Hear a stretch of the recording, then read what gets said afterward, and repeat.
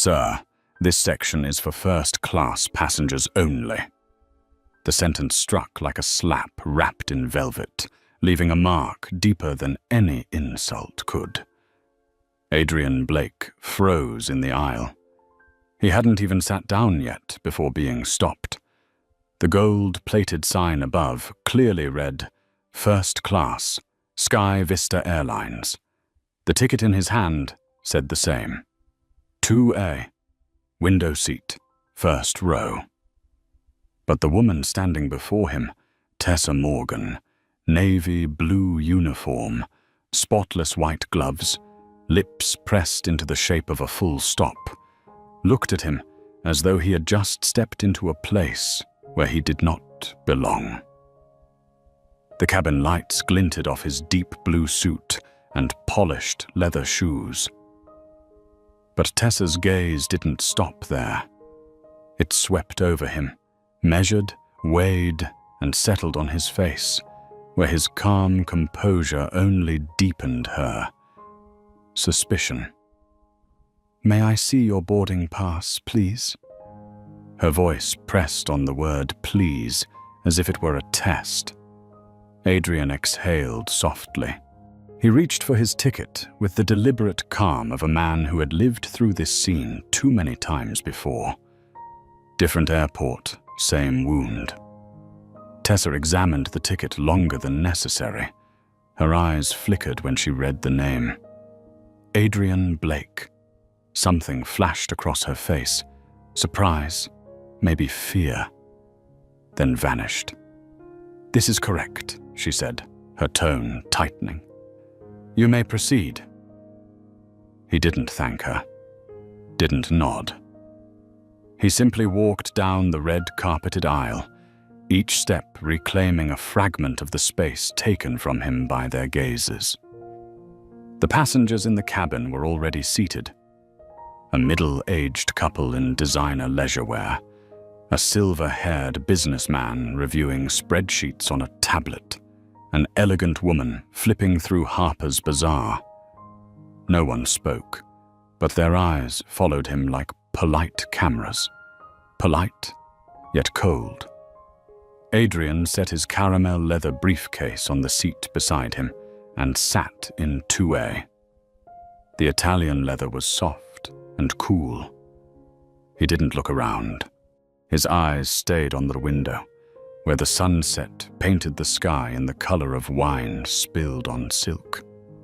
Behind him, Tessa still stood there. She whispered something to her colleague, who nodded and slipped behind the curtain separating the cabin. The air shifted. Adrian knew the second act was about to begin. When she returned, holding a small notebook and a practiced smile, he wasn't surprised. "Mr. Blake," she said, her voice gentle but firm, "I'll need to verify your ID with your boarding pass." Adrian turned his head slowly, the corner of his mouth lifting into a tired smile. "Again?" "Routine check," she replied quickly, though her eyes hesitated. He looked straight at her, not angry, not condescending. Just the look of a man too accustomed to being judged by the color of his skin rather than the balance of his accounts. And in that instant, he understood. This flight would not only take him across the Atlantic, it would carry an entire empire against the headwinds of prejudice. The air inside the cabin felt thick, as if the flight hadn't taken off, but the tension already had. Tessa stood exactly 3 steps away from seat 2A, the small notebook trembling slightly in her hand, despite the polished smile she wore. "For safety reasons, I'll have to ask you to place your briefcase in the overhead compartment, Mr. Blake." Her voice was smooth, even, like a line recited from memory. Adrian looked up. "It fits under the seat," he replied calmly. "And it contains sensitive documents. I prefer to keep it within reach." Tessa kept that same practiced smile, the kind trained to never betray what's real. I'm afraid I'll have to insist, for compliance purposes. The moment stretched tight, like a string about to snap. A few passengers began to glance over. The silver-haired man shook his head faintly. The woman with the magazine raised its cover to her face in feigned disinterest. But every gaze, every single one, was watching. Adrian looked at her, then at the briefcase, then back into her eyes. "Ma'am," he said softly, "you're making a scene." Tessa pressed her lips together, her voice smoother but colder. "No, sir. I'm ensuring safety and compliance." Without another word, Adrian rose to his feet. There was no rush, no anger. Every movement was deliberate. The way he grasped the handle, opened the compartment, placed the case inside, and closed it with a sharp, precise click. A small sound, but in the still cabin, it landed like a gavel striking wood. When he sat back down, Tessa took a step back. The air thickened.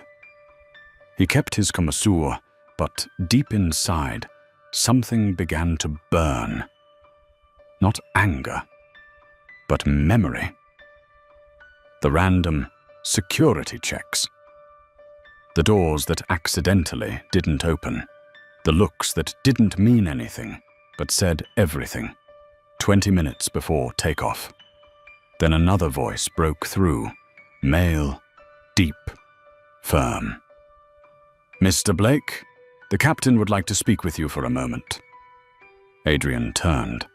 A man in a black suit, Owen Clark, the chief purser, stood by the aisle. "Why?" Adrian asked, his tone calm but heavy enough to make the passengers in front turn their heads. "Just a quick clarification, sir. If you'd kindly step forward." Adrian buttoned his jacket and stood. He could feel the weight of every eye on his back as he walked down the narrow aisle. The silver-haired man watched him go, his expression filled with a strange sympathy. The kind of look from someone who had seen this before, but never dared to intervene. Inside the small galley near the cockpit, Captain Douglas Reed was waiting. 61 years old, a face carved by time, and a smile thin as a blade. "Mr. Blake," he began, "we've received a report of passenger misconduct, refusal to follow crew instructions." Adrian stood tall, his shoulders seeming to fill the narrow space. "Misconduct," he repeated, voice cold. "Because I placed a briefcase where it always fits. Sir, we need to maintain peace for all passengers. We'll have to ask you to deplane." The silence that followed was heavy, almost physical. Adrian looked straight into the captain's eyes. "You're removing me based on a lie." Reed avoided his gaze and repeated mechanically, "It's for everyone's comfort and safety." Adrian let out a short, soundless laugh. "Comfort," he echoed. "You mean theirs? The comfort of watching a black man disappear from a seat he paid for?" No one answered. No one dared. He straightened his tie and lifted his chin. "Then remember this moment," he said slowly, "because you've just made the worst mistake of your careers." Then he turned away. No shouting, no outburst, only footsteps, steady, deliberate, and echoing like hammers against the carpeted floor. With each step, he left behind a cabin full of silence, not the silence of peace, but of shame. And within that silence, Adrian Blake walked out of the sky, preparing to buy the very airline that had just thrown him out. Night fell slowly over Manhattan, a black velvet curtain draping itself over towers of glass and steel. In the highest suite of the Carroll Grand Hotel, the golden light spilled across the calm, unreadable face of Adrian Blake. He stood before a wall of glass, staring out at the city, where the flow of cars below looked like veins of light pulsing through the body of power itself. On the table, a glass of scotch sat untouched. Beside it, a folded plane ticket, evidence of a wound no one could see. He said nothing, just stood there, still and silent. Then the sound of the door opening broke the quiet. Maya Chen entered, her heels clicking lightly against the wooden floor. Olive, green suit, hair tied neatly back, tablet in hand. Her eyes carried a hint of concern, but her voice remained humble. "You couldn't sleep?" Adrian shook his head gently. "No, I don't need sleep.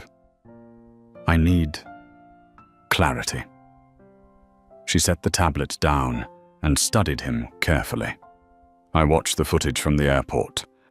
A passenger recorded everything. If you want, we can sue Sky Vista for discrimination. The media will side with you."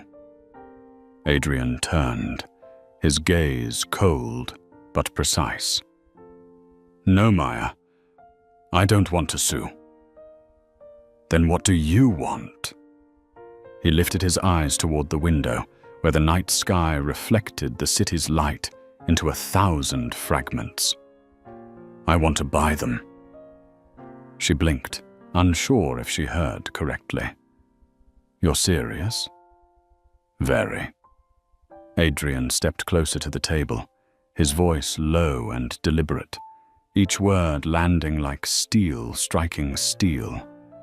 "People think justice is loud, but real justice is organized silence. I don't need a headline on CNN. I need them to lose everything, without understanding why." Maya sat down, tapping her finger against the table in thought. She recognized that look, the look of someone who had been underestimated and had learned to retaliate with precision. "So what's the plan?" Adrian answered without pause. "Orias Group, Sky Vista's parent company. I want control." She opened her tablet, scrolling through data. Orias is a UK conglomerate listed in London. They're shielded by cross-holdings, sovereign funds, old European families. It won't be easy. Adrian smiled faintly. If it were easy, it wouldn't be worth it.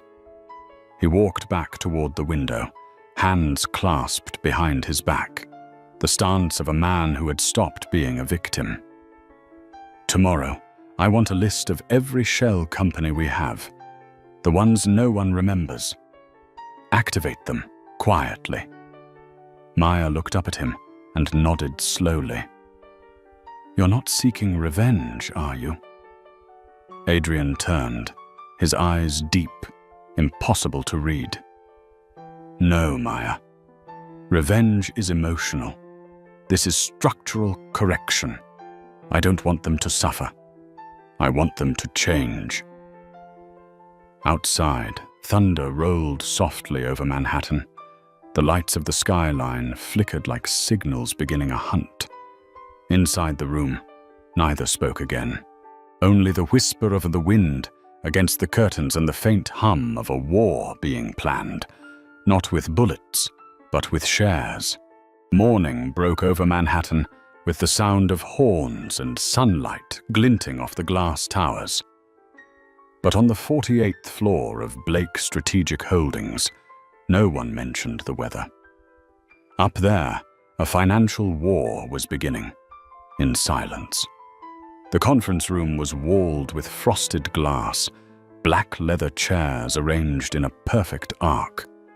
On the table lay stacks of documents, each bearing the name of a shell company: Ardent Capital, Helix Trade, Morrow investments, small, seemingly insignificant fragments, but in Adrian Blake's hands, they were legal artillery. Maya Chen opened the meeting in a steady, low voice. We have 11 entities in Singapore and Dublin, 2 in Luxembourg. If we activate them simultaneously, within 72 hours we can trigger a buying chain without crossing disclosure thresholds. How much of Oria's stock can we quietly accumulate? Adrian asked, his eyes fixed on the ownership chart projected on the screen. Roughly 17% in the initial phase, Maya replied. Tiny fragments, nothing alarming. But to synchronize the process, we need a regulator, someone disciplined, incorruptible. And there's only one man I trust with that. Adrian didn't ask the name. He already knew. Call Victor Alvarez. 3 hours later, the door opened. Victor entered, dark grey suit, salt, and pepper hair, eyes sharp and unreadable. A former prosecutor who resigned because he refused to compromise. He looked at Adrian for a long moment before speaking. I heard you got kicked off a plane. Adrian nodded slightly. News travels faster than I expected. The whole world saw the video. A black executive pulled out of first class for not fitting the image. What's your move? Lawsuit? No, Adrian said, his voice steady as steel. I'm going to buy the airline. Victor paused, then let out a dry laugh. You're insane. They're the 4th largest carrier in Europe, backed by sovereign wealth funds, protected by private banks. What are you going to fight them with? Adrian sat, fingers interlocked. With time and precision. Maya tapped the screen, revealing the shareholder map of ORIOS, hundreds of connections weaving together like a spider's web. No one ever strikes the center. But if we pull one thread at a time, 0.5% here, a fraction there, the web collapses on its own. Victor folded his arms, eyes narrowing. You're not trying to destroy them.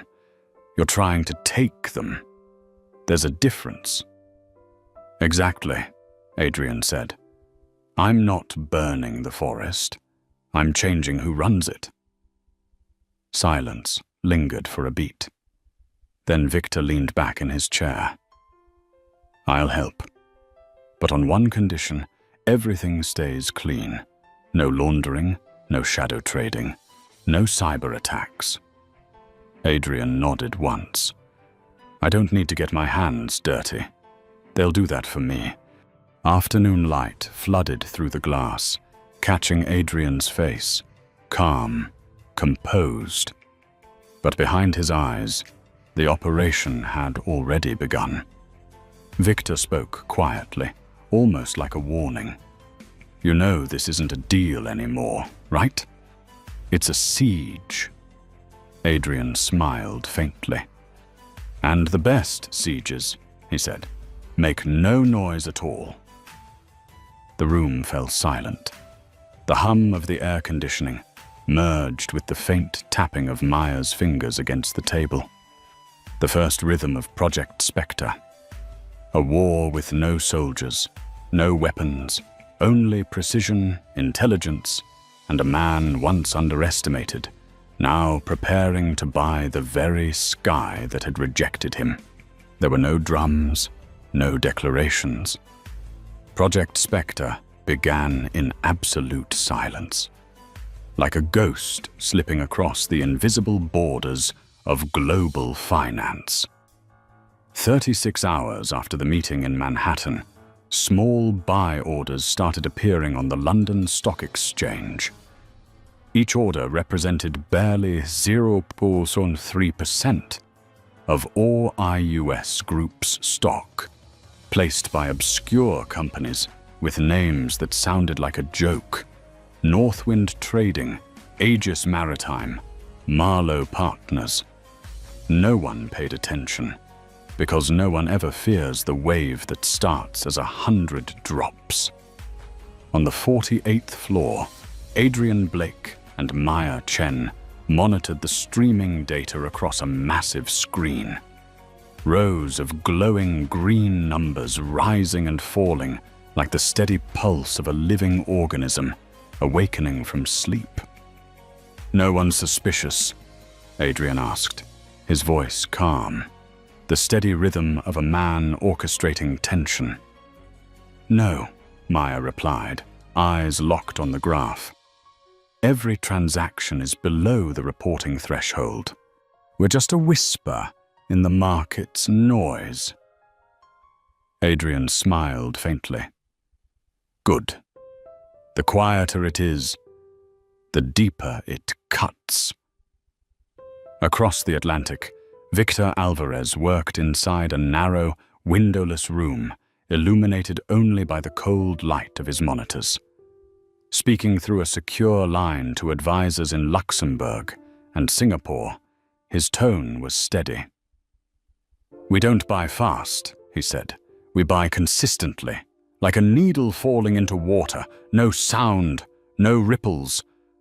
Every share was logged in a confidential ledger under its own encrypted code. Each fragment, insignificant on its own, was slowly assembling into invisible power. But Adrian knew money alone wouldn't win this. He needed doubt. A corporation only trembles when the market's trust begins to fracture.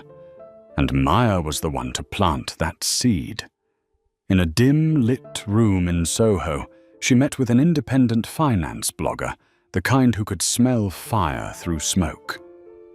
"You don't need to know who I am," Maya said softly, her voice sharp as glass. "Just publish what I send you." The file she handed over contained real information, just stripped of its context. A few edited maintenance reports, a handful of emails about delayed approvals, and one bold headline suggestion: Sky Vista Airlines facing maintenance irregularities. 2 days later, the blog posted the article.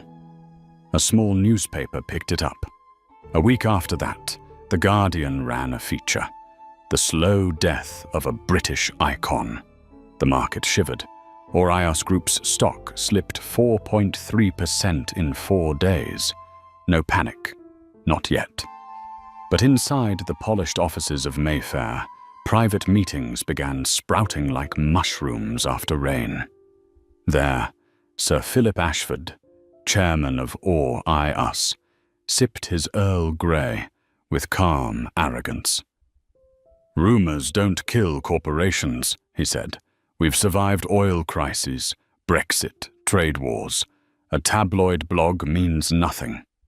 But as he spoke, 17% of Or I Us shares had quietly changed hands. No noise, no trace. Just green lines of data no one bothered to read closely. In Manhattan, Maya placed the latest report on Adrian's desk. "We've passed 17%. He nodded slowly, voice low and deliberate. "Begin phase 2. Increase speed when London opens." "And the media strategy?" she asked. "Just enough for them to believe the problem is inside their own walls, not outside." That night, Maya sent out 2 more leaks: an internal memo on pilot pay adjustments and a technical report on transatlantic route inefficiencies. Both were real, just out of time. 2 days later, the Financial Times headlined, "Why is Orias Group so quiet lately?" None of the articles mentioned Adrian, none linked back to America. But every line was a stone thrown at the glass wall of confidence. On the London trading floor, Orias shares fell another 6%. A major pension fund offloaded its 6% stake, and as if destiny had planned it, one of Adrian's shell companies was already there, waiting to catch it. A single mouse click, soundless. But on the 48th floor in Manhattan, Project Spectre officially crossed 25% control. No one knew. No one suspected. And in that darkness, Adrian Blake sat still. The light from the monitor glinting in his eyes, the reflection of an Emma collapsing, without realizing it had already begun to fall. A grey morning settled over Mayfair, London. On Berkeley Street, a line of Bentleys idled in front of the glass tower of Aureus Group. Reporters waited outside, cameras aimed at the revolving doors. The most prestigious airline conglomerate in Britain was about to hold its annual shareholders' meeting. But no one knew that today its empire would quietly change hands. Inside, the grand hall glowed under golden light. In the front row, Sir Philip Ashford, 6 years old, dressed in a tailored brown suit and deep red tie, stepped up to the podium. Once hailed as the man who held Britain's skies, his voice carried a practiced calm. "Ladies and gentlemen, Aureus has weathered many storms, but the strength of tradition will always keep us steady." The audience listened in silence. The pride of the old aristocracy hung in the air, delicate yet suffocating. No one noticed the man seated in the very last row, Adrian Blake, wearing a charcoal suit, no tie. He didn't need attention. He only needed the right moment. Beside him, Maya Chen's fingers moved swiftly over her laptop. "We've reached the threshold," she whispered. 38.4% consolidated shares. Adrian nodded slightly, expression unreadable. On stage, Sir Philip began the next item on the agenda: board re-election. But before he could continue, a legal representative stood up, holding a thick file. "Mr. Chairman, on behalf of the newly consolidated shareholder group, we move to add an immediate motion, a vote to replace the chairman of the board, supported by a controlling interest exceeding 38%. A ripple of whispers tore through the room. Sir Philip froze, his expression stiffening. "I would like confirmation. Who brings forth this motion?" The representative opened the document and read aloud, his voice firm and clear. "Filed on behalf of the shareholders, represented by Blake Strategic Holdings and its affiliated entities, Northwind Trading, Ardent Capital, Morrow Investments." Names that once seemed meaningless now formed a perfect web. Sir Philip turned the page, stopping at one name printed in bold: Adrian R. Blake. The atmosphere shifted instantly, as though a shadow had swept across the crystal chandeliers, dimming their glow. He looked toward the back of the room. The man there, the one he had once met years ago at a conference in Geneva, was now looking back at him, eyes calm, steady, like the surface of a lake before a storm. Memories returned.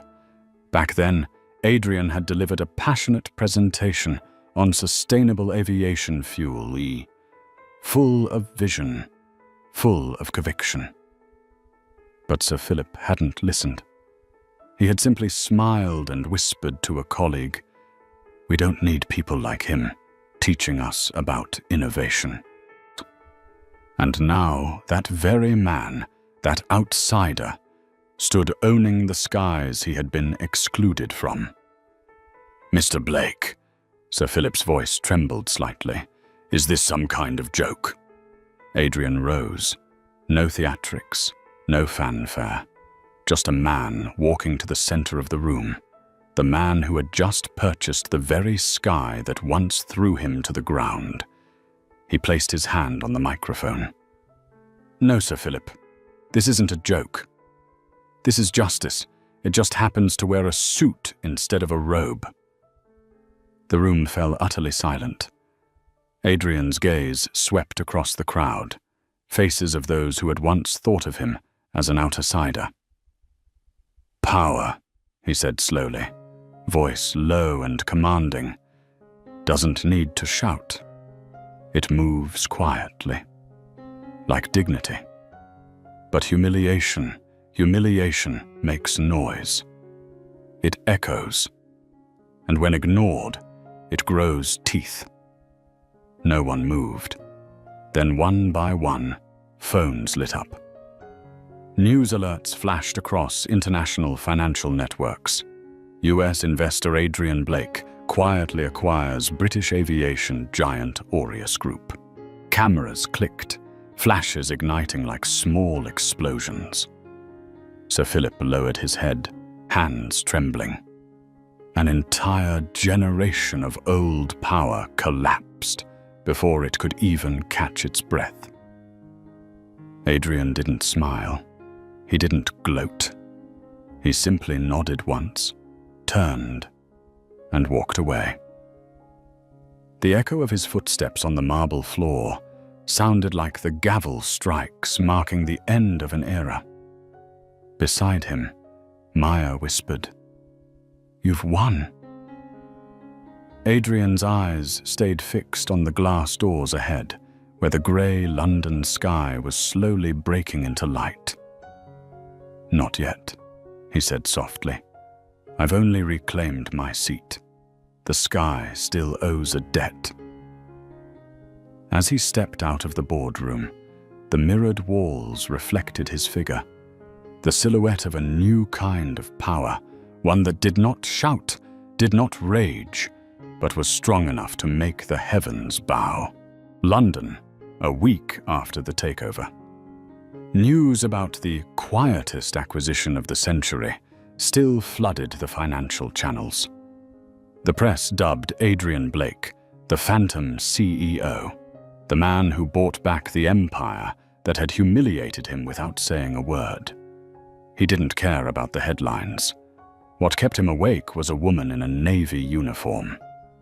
Now that Aureus was under his control, every door that had slammed shut in his face was opening. Adrian dove into the company's internal archive. Thousands of emails, reports, crew manifests. The screen glowed with cold blue light, and then a line made his heart stop. Route 407 crew change request. Approve. Rebecca Morgan. Note: discreet monitoring advised. Requested by Harold Morgan. 2 Morgans, same name, father and daughter, and Harold was Aureus's director of flight operations. Not a coincidence, not a routine, but a plan. The next morning at Terminal 5, Heathrow, the crew lounge was still quiet, flight boards flashing white letters on green. In a corner, Tessa Morgan checked her staff pass and smoothed her hair in the metal vending machine mirror, neat, composed, immaculate in navy. The automatic doors sighed open, and footsteps sounded behind her. She froze. Adrian Blake stood there, charcoal overcoat, tall, silent as a shadow. Their eyes met. For a moment, she could not believe it. Her voice came out slightly shaky, steadying itself. "Blake, I didn't expect to see you here." Adrian stepped forward, his tone low and precise. "Did you think I'd be too busy running your father's company to speak?" Color drained from Tessa's face. I don't understand what you mean." "You do," he said evenly. "I know who you are. I know what your father did. And I know why you were on that flight." The room went quiet, except for the faint tick of a clock. Tessa swallowed, her eyes shifting. "It wasn't what you think," she whispered. I was instructed to monitor, only to observe. They told me you were a potential risk. I didn't mean to hurt you. Monitor?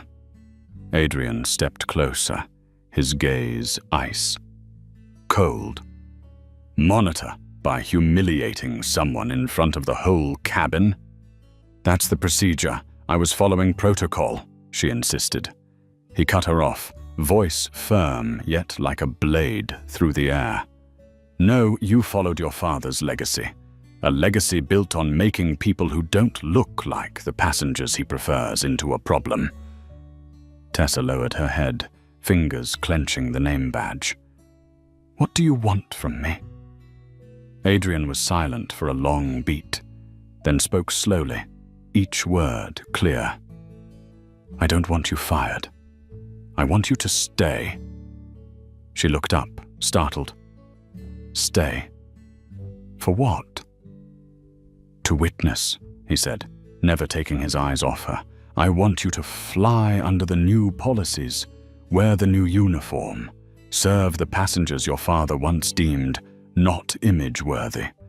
I want you to bow, to smile, and to hear them say, thank you, every day.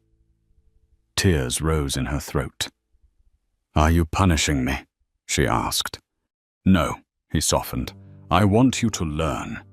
True remorse is not found in what you lose. It is found in what you see. He stepped back into the light from the door and left her with one final, steady instruction. Tell your father he should teach his child to see people, not passenger profiles. Then he walked away. No threats, no more words, leaving Tessa standing in a perfect uniform while the world she knew quietly collapsed. 3 days later at Aurea's headquarters, Harold Morgan tendered his immediate resignation. No press conference, no farewell statements, just a cold internal email, effective immediately. And at Heathrow, Tessa kept flying, but not on international routes. Each time she rolled her suitcase past the aisle, her gaze lingered on seat 2A, as if she could still see the man who had once sat there, calm, silent, and more terrifying than any outburst of rage. Adrian no longer wanted revenge. He had completed the lesson, because sometimes the most powerful revenge is not to take something from someone, but to make them see themselves every single day.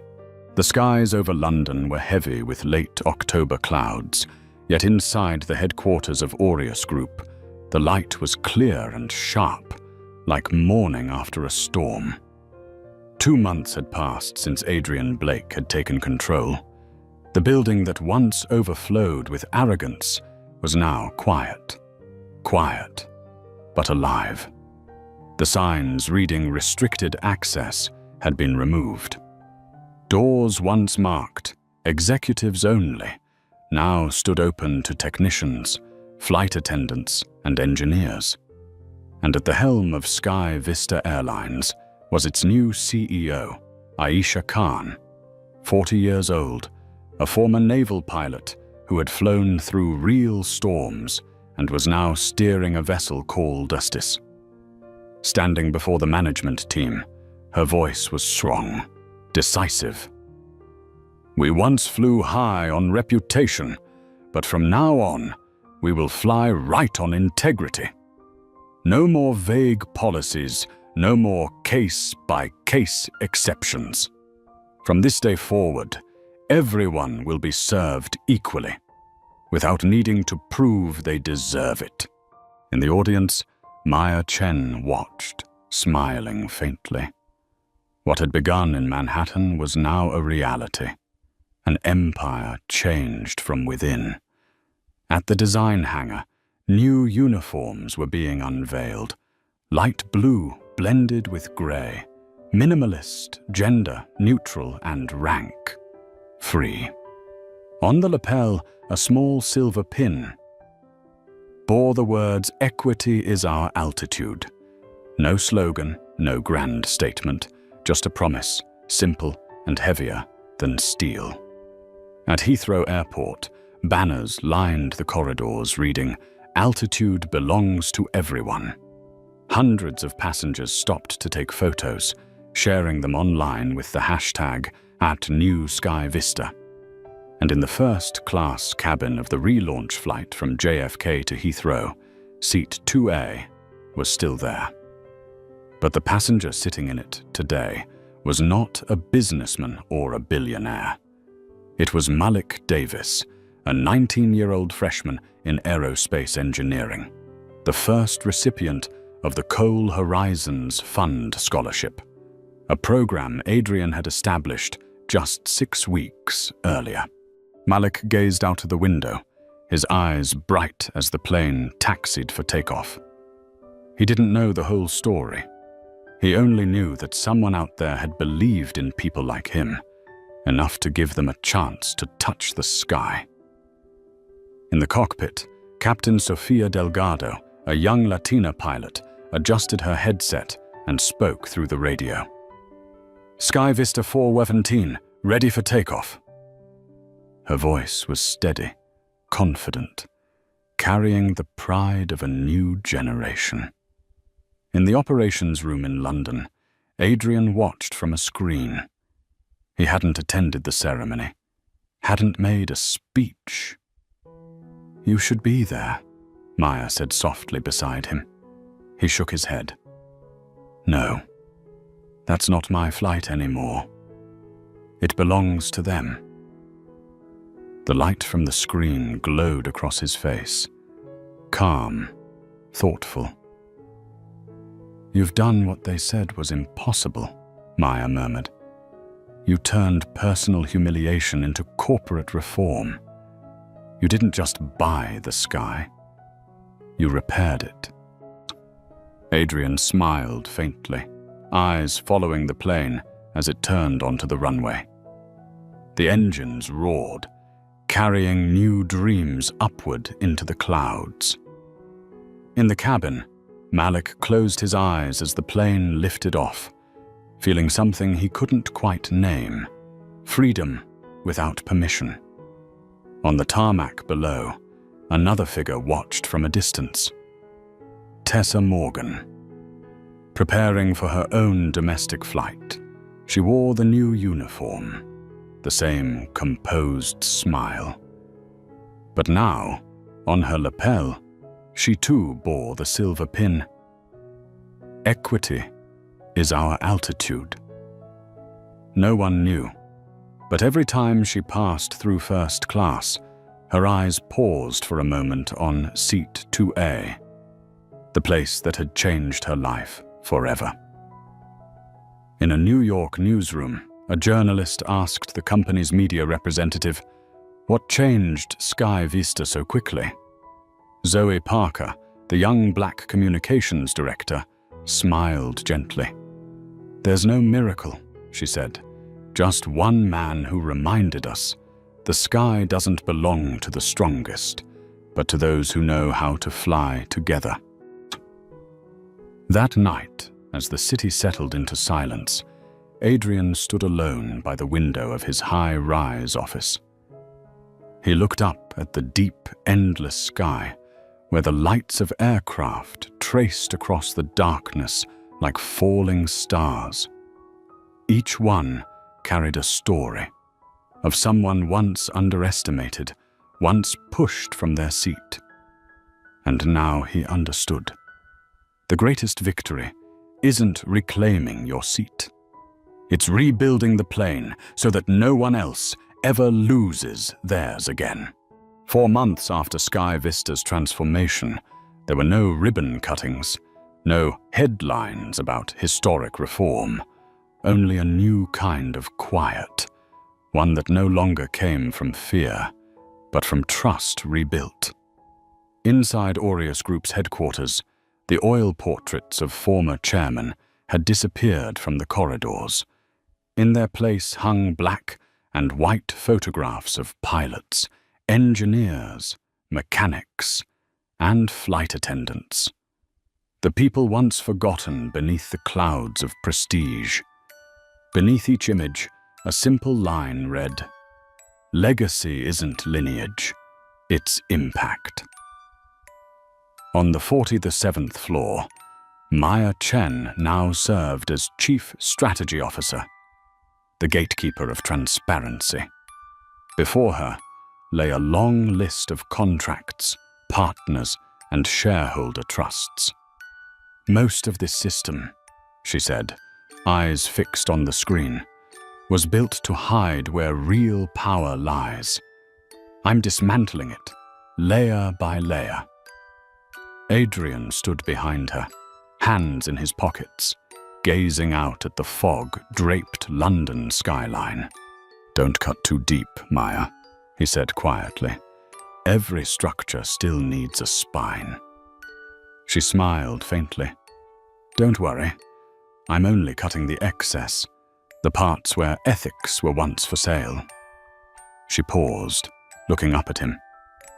"Do you think they realize this was personal?" Adrian slowly shook his head. "It never was, until they made it that way." Under Aisha Khan's leadership, Sky Vista had rewritten its entire internal policy. Any discrimination complaint now went directly to an independent ethics office, bypassing management. Monthly open forums were held, not just for executives, but for pilots, ground crews, and technicians alike. "We will not let fear become policy," Aisha declared during one meeting. "If they ever try to bury another Adrian Blake, they'll have to dig through me first." The room erupted in laughter, but within that laughter was respect. At JFK, Zoe Parker, now a boarding supervisor, was briefing a group of new flight attendants. Behind her, a large sign read, "Altitude belongs to everyone." An older passenger frowned. "Ms. Parker, don't you think you people talk about equality a little too much? I just want good service, not politics." Zoe smiled, her tone soft yet sharp enough to cut. "Good service starts with fairness, sir.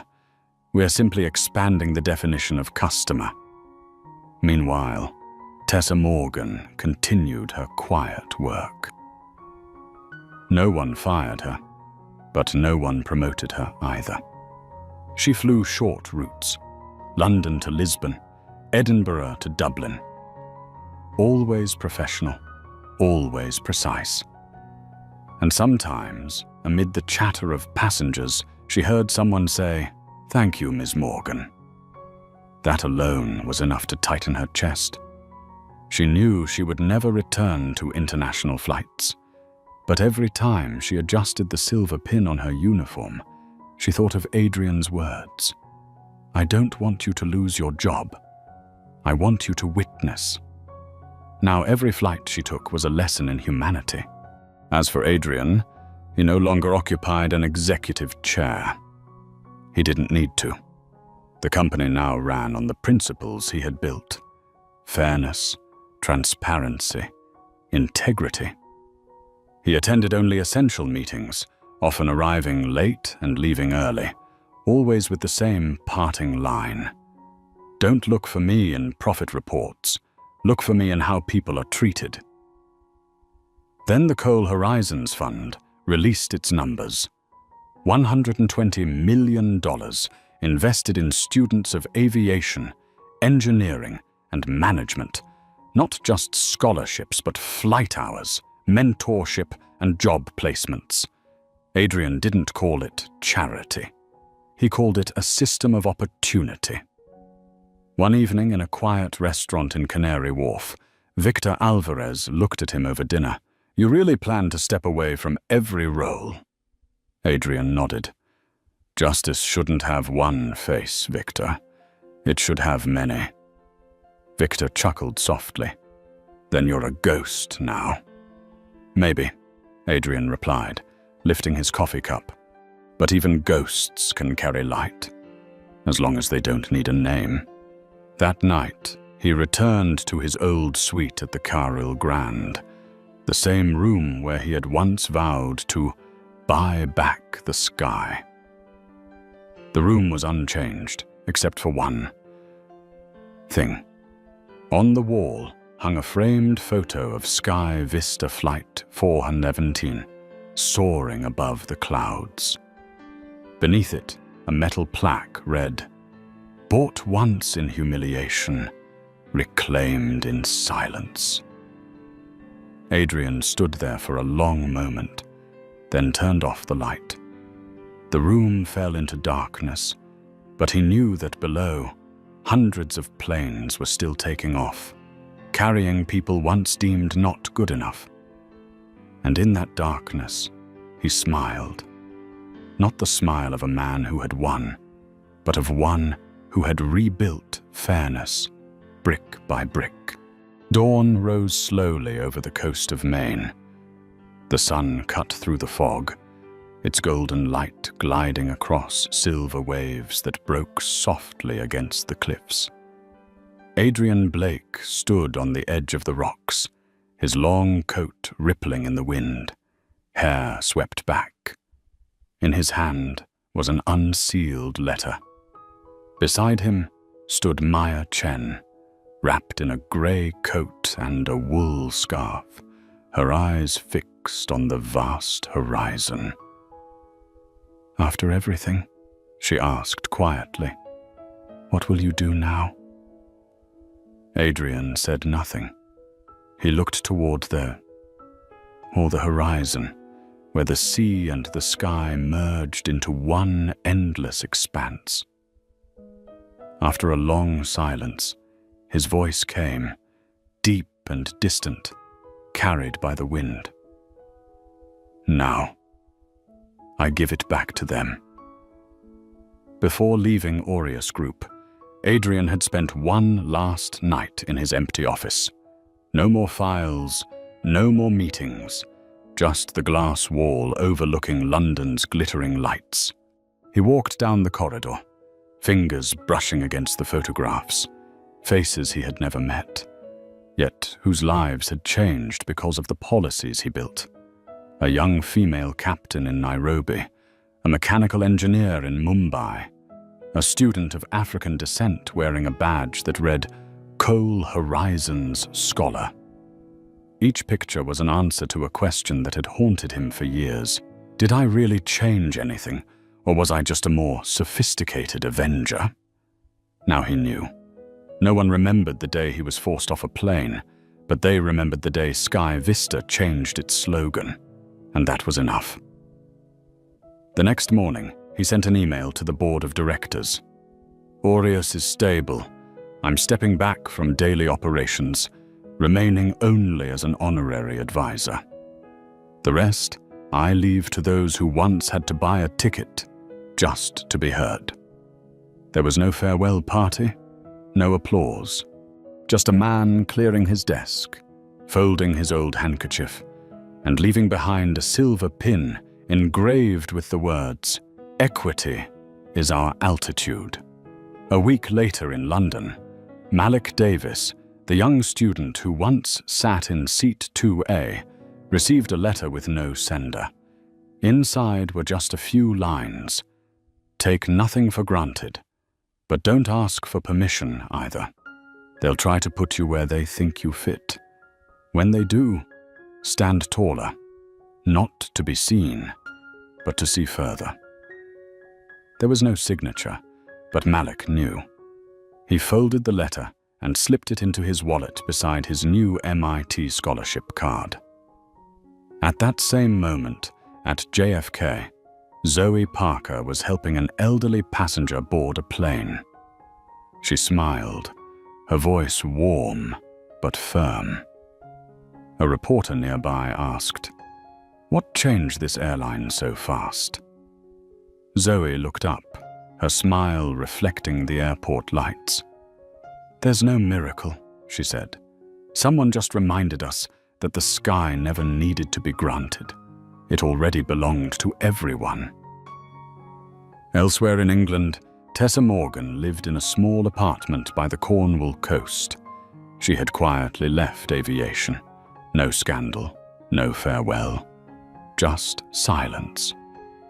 Every morning, as she opened her little seaside cafe, she still wore the silver pin. When regulars asked, "Is that from your old airline?" she simply smiled. "No, it's a reminder of the person I used to be." On a wooden shelf behind the counter, among white porcelain cups, sat a single photograph. A Sky Vista 417 aircraft climbing into the sunrise. At Aurea's headquarters, the boardroom had changed too. No more high-backed chairs or golden nameplates. The old portrait of Sir Philip had been replaced by a simple painting, a blurred horizon between clouds. Beneath it, a plaque read, "New Horizons, founded 2025. At the head of the table stood Aisha Khan, leading her first meeting without Adrian. "We don't have a legacy anymore," she said. "We have a direction." Her voice was steady, her gaze unwavering, as if Adrian's legacy had transformed into a compass guiding the next generation.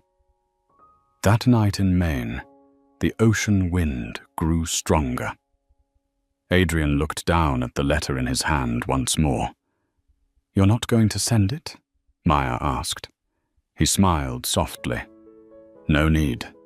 The boy will understand, even without a signature." She looked at him, pride and melancholy mingling in her eyes.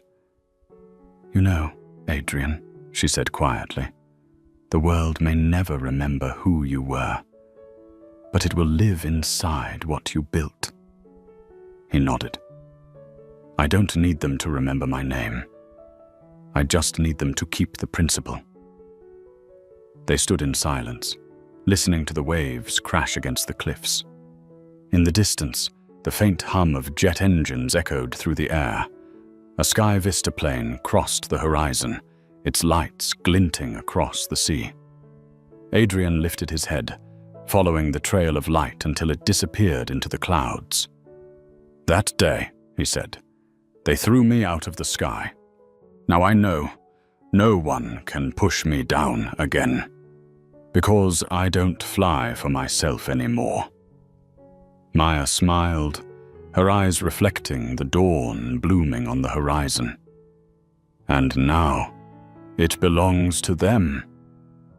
They turned, walking slowly down the narrow path toward the pine forest. Behind them, the waves kept breaking, the wind kept moving, and the eastern sky began to blush with pale pink light. A new day was beginning, a new era, where dignity needs no upgrade and fairness needs no permission. Adrian didn't look back. Because some stories aren't meant to close, they simply continue, like airplanes departing into the distance, leaving a trail of light for others to find their way. People often think justice sounds like thunder, a verdict crashing down loud enough for everyone to hear. But Adrian Blake proved the opposite, that sometimes justice doesn't need to be loud. It only needs to be relentless. A man who was thrown out of first class for not fitting the image didn't choose to sue or strike back. He chose to change the system, not through outrage, but through strategy. Not through shouting, but through organized silence. And while the world searched for heroes who could roar, Adrian became the symbol of one who never needed applause, the man who quietly rebuilt the plane so that every passenger would have a seat. Now, at every Sky Vista boarding gate, a new slogan gleams in silver letters. Altitude belongs to everyone. Short, yet carrying within it a journey of tears, perseverance, and faith. The belief that dignity is not something to be earned, but something we are born with. From Tessa, the flight attendant who once failed, to Malik, the first scholar of the Coal Horizons Fund, to Aisha, the CEO who redefined legacy. Each carries a fragment of that story. A story not just about the sky, but about every place that once closed its doors to those who didn't fit the mold. If you've ever been underestimated, looked down upon, or pushed out of the seat 2A of your own life, remember this. Sometimes, instead of demanding fairness, you can rebuild the entire cabin. And when you do, quietly, steadily, with integrity, the world will have no choice but to look up. Like this video if you believe dignity needs no permission. Subscribe to help spread stories of resilience. And before you leave, write 3 words in the comments. I stand tall. Because that's what Adrian Blake taught the world, that even when you're thrown out of the sky, you can still buy it back with integrity.